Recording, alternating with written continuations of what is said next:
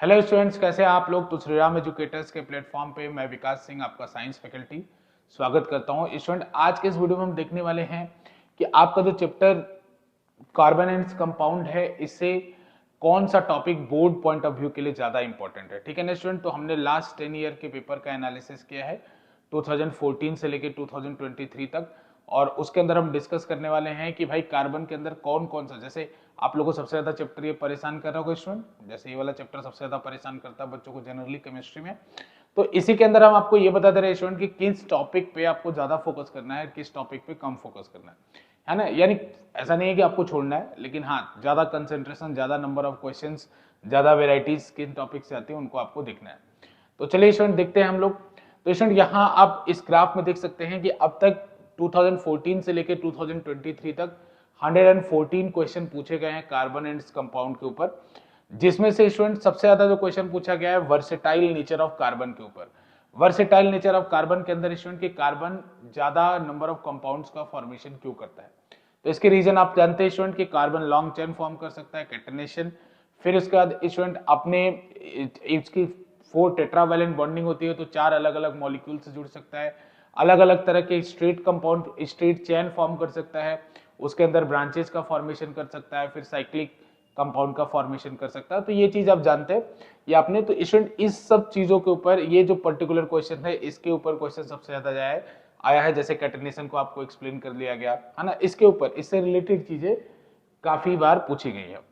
दूसरा स्टूडेंट जो इंपॉर्टेंट है, जो काफी इंपॉर्टेंट है, वो है आपके लिए some important compound, important carbon compound. जैसे एग्जांपल स्टूडेंट कौन से इंपॉर्टेंट कार्बन कंपाउंड, तो बेसिकली जिसके अंदर स्टूडेंट आप हम बात करें आपके इथेनोइक एसिड और इथेनॉल के बारे में, इन दो कंपाउंड्स के बारे में, और कुछ सोप और डिटर्जेंट के बारे में भी आपको इंफॉर्मेशन होना चाहिए। तो ये कंपाउंड्स है, इनके ऊपर दूसरे नंबर पे सबसे ज्यादा क्वेश्चन पूछा गया है स्टूडेंट। इसके ऊपर लगभग 44 और इसके ऊपर लगभग 32 क्वेश्चन पूछा गया है 114 क्वेश्चंस में से। ठीक है स्टूडेंट। तो स्टूडेंट आज के इस वीडियो में हम आपको दो जो इंपॉर्टेंट कंपाउंड्स है इथेनॉल और इथेनोइक एसिड, उसका एक ही स्लाइड में जितने भी एनसीईआरटी के इंपॉर्टेंट रिएक्शंस है एक ही स्लाइड में देने वाले हैं स्टूडेंट, और उनके यूजेस और उनका कुछ बेसिक प्रॉपर्टी हम एक जगह पे आपको बताने वाले हैं। तो वीडियो के लास्ट में हम आपको वो जरूर बताएंगे जिसके अंदर एक स्लाइड में इथेनॉल का, फिर अगली स्लाइड में हम लोग इथेनोइक एसिड के जितने भी इंपॉर्टेंट प्रॉपर्टीज है जो आपको याद रखने चाहिए बोर्ड एग्जाम के लिए, वो हम आपको एक जगह पे बता देंगे। तीसरे नंबर पे स्टूडेंट आपको क्या पूछा जाता है, bonding in carbon. Student Lewis dot structure या इलेक्ट्रॉन डॉट स्ट्रक्चर आपको आना चाहिए, कार्बन का ही नहीं अलग अलग कंपाउंड का भी, ये काफी बार पूछा गया है। तो वो चीजें आपको यहाँ से ध्यान रखना है, खासकर CO2 का, है ना। साइक्लिक कंपाउंड में भी याद रखिएगा स्टूडेंट, उस साइक्लिक कंपाउंड में S8 का, है ना, इन सब का डायग्राम आपको बनाने आना चाहिए। ठीक है स्टूडेंट। अब उसके बाद हम बात करते हैं केमिकल प्रॉपर्टीज ऑफ कार्बन में जो 4 रिएक्शन है, 4 टाइप की रिएक्शन है कार्बन की, वो आपको आनी चाहिए। और last student soap and detergent. ठीक है ना, सोप एंड डिटर्जेंट में मिसेल्स फॉर्मेशन, और मिसेल्स फॉर्मेशन की ड्राइंग भी आनी चाहिए, और उसमें स्टूडेंट आयनिक हेड की ड्राइंग बनाना आप नहीं भूलिएगा। CO जानते हैं ना, आयनिक हेड में जिगजैग बनता है, फिर आगे CO माइनस होता है और सोडियम का प्लस होता है। तो वो आयनिक हेड बनाना जब भूलिएगा, उसके अंदर माइनस और प्लस सोडियम लगाना नहीं भूलिएगा। तो ठीक है स्टूडेंट, ये बेसिक स्ट्रक्चर आपको नोट करने की जरूरत नहीं है, सेम टू सेम चीजें हम PDF में नीचे डिस्क्रिप्शन में अटैच कर देंगे, वहां से आप इसको डाउनलोड कर सकते हैं। तो जो भी स्लाइड में है उसको आपको नोट करने की जरूरत नहीं है स्टूडेंट। अगर इसी तरह की चीजों को आप डिटेल में पढ़ना चाहते हो तो हमारा एक कोर्स स्टार्ट हो रहा है इंडिया की टॉप फैकल्टीज के साथ, जिसमें मैं स्टूडेंट आपको फिजिक्स पढ़ाऊंगा, बाकी मैथ्स आपको मानव सर पढ़ाएंगे, केमिस्ट्री आपको श्वेतांबरी मैम, और बायो आपको अनुपमा मैम पढ़ाएंगे। तो ये हमने एक बैच स्टार्ट किया। अगर आप 10th में स्टूडेंट हैं तो आपको कृष्णा बैच को सब्सक्राइब करना, अगर आपका कोई बड़ा भाई है जो 12th में है तो उसको नारायणा बैच को सब्सक्राइब करना है। 15 जैन से स्टार्ट हो रहा है स्टूडेंट। आप SR एजुकेटर्स ऐप डाउनलोड कर सकते हैं प्ले स्टोर से, और उसके अंदर स्टूडेंट आप अपने कोर्स पे जाके मेरा कूपन कोड यूज कर सकते हैं विकास24, आपको 80% तक ऑफ मिल जाएगा। ठीक है ना। तो स्टूडेंट ये आप कर लीजिए, ये आपके लिए काफी बेनिफिशियल है, इसमें यही सब चीजें काफी डिटेल में डिस्कस की गई है, साथ में क्वेश्चंस वगैरह भी अटैच किया गया है। ठीक है ना। तो चलिए स्टूडेंट, जैसा कि मैंने आपको बताया था ये छोटा सा वीडियो है, इसके अंदर आप देख लीजिए। आप सबसे पहले इंपॉर्टेंट केमिकल कार्बन कंपाउंड्स में इथेनॉल, इथेनॉल का फॉर्मूला इथाइल अल्कोहल भी इसको कहते हैं, C2H5OH।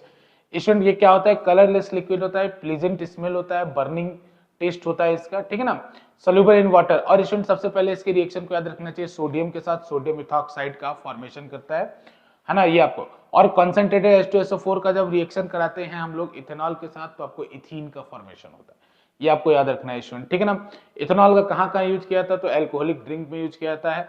इसके अलावा स्टूडेंट जो कप सिरप बनते हैं उनको सॉल्वेंट की तरह भी इसका इस्तेमाल यूज किया था, tincture of iodine, cup syrup और इन सब में सॉल्वेंट मेडिसिन बनाने के लिए भी इसका इस्तेमाल किया जाता है, ठीक है ना। तो ये तो बात कार्बन इथेनॉल की स्टूडेंट, एक ही जगह पे ये सारी रिएक्शन।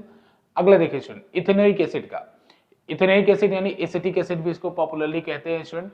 इसका जो स्पंजेंट स्मेल होता है, जैसे आपने विनेगर को टेस्ट किया होगा स्टूडेंट अगर, तो आपको पता है इसका कैसा टेस्ट होता है, सार टेस्ट होता है इसका 5 to 8%। जैसे मैंने विनेगर को कहा 5 to 8% अगर इसका कंसंट्रेशन सॉल्यूशन में रहता है तो वही हमारा विनेगर होता है स्टूडेंट। इसमें बहुत इंपॉर्टेंट रिएक्शन है स्टरीफिकेशन।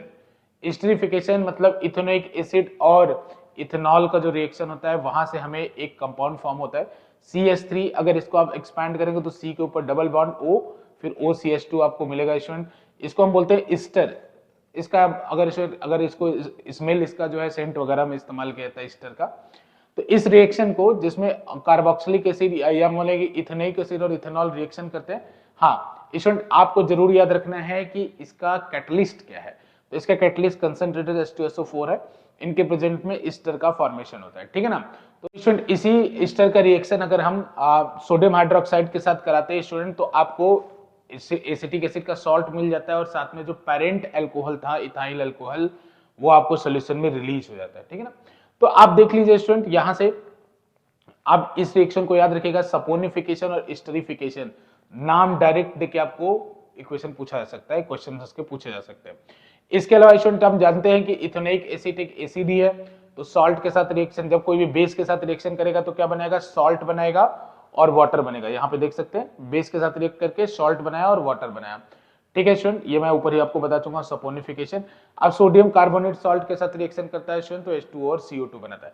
मतलब केमिस्ट्री है, थोड़ा सा रटना पड़ेगा, लेकिन स्टूडेंट ये डायरेक्ट कुछ चीजें जिनको आप एक स्लाइड 2 स्लाइड में याद रख सकते हैं, ये आपके लिए काफी बेनिफिशियल होगी, ठीक है ना। तो स्टूडेंट इस स्लाइड को मैं नीचे अटैच कर दूंगा और स्टूडेंट इसी तरह के छोटे छोटे वीडियोस देखने हैं जिसके अंदर हम चैप्टर के वेटेज बताते हुए कुछ पोर्शन उसके कवर करें, तो आप हमारे चैनल को तुरंत सब्सक्राइब कर लीजिए। हमारी एक प्लेलिस्ट है 10th की, आप वहां से भी चीजों को देख सकते हैं, ठीक है। तो चलिए स्टूडेंट अगर आपको इससे और चीजें डिटेल में चाहिए तो हमारे कोर्स को ज्वाइन कर सकते हैं, ऑलरेडी बहुत कम प्राइस पे स्टूडेंट, हमारा कोड लगाएंगे आपको डिस्काउंट भी मिल जाएगा। तो आज के लिए इतना रहने देते हैं स्टूडेंट, बहुत बहुत धन्यवाद।